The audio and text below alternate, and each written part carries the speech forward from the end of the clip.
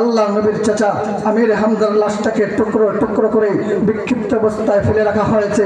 ইসলাম কার সঙ্গে আপোষ করে নাই, ইসলামকে কেউ মুছে দিতে পারে নাই। আল্লাহ নবীর সাহাবী সিদ্দিক আকবরকে পিটাইতে পিটাইতে অজ্ঞান করা হয়েছে, ইসলামকে কেউ মুছে দিতে পারে নাই।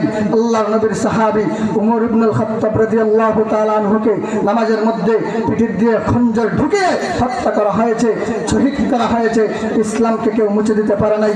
আল্লাহ নবীর সাহাবী উমর আলী রাদিয়াল্লাহু তাআলা আনহুকে অনেক পিটানো হয়েছে, ইসলাম কাহার সঙ্গে আপোষ করে নাই, ইসলামকে কেউ নিভিয়ে দিতে পারে নাই। আল্লাহ নবীর সাহাবী উসমান রাদিয়াল্লাহু তাআলা আনহুকে হত্যা করা হয়েছে, শহীদ করা হয়েছে, ইসলামকে কেউ মুছে দিতে পারে নাই।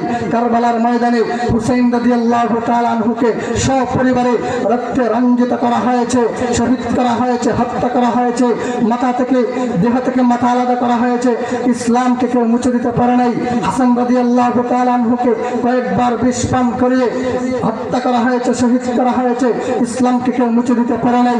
ভারতের দিল্লিতে এমন কোনো গাছ ছিল না যেই গাছের মধ্যে আলেমদের লাশ ঝুলানো ছিল না, আলেমরা জীবন দিয়েছে, আলেমরা লাশ হয়েছে, ইসলামকে কেউ মুছে দিতে পারে নাই।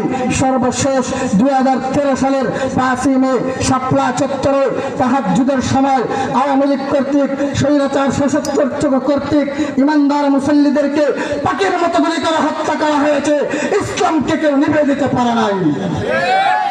শেষ কথা, পরিষ্কার জবাব দিবেন, ইসলাম রক্ষার জন্য যদি, কোরআন রক্ষার জন্য যদি, মাদ্রাসা রক্ষার জন্য যদি জীবন দিতে হয়, নিজের সর্বস্ব বিলীন করে দিতে হয়, লাশ হয়ে জীবনে পড়ে থাকতে হয়, কারা কারা প্রস্তুত আছো?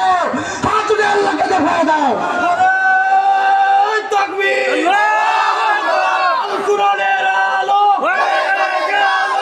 ইসলামের শত্রুরা, নবীজির শত্রুরা, মাদ্রাসার শত্রুরা,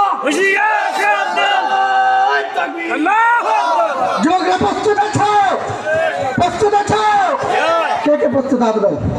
আল্লাহ আমাদেরকে কবুল করুন। ওয়া আখির দাওয়ানা আলহামদুলিল্লাহ।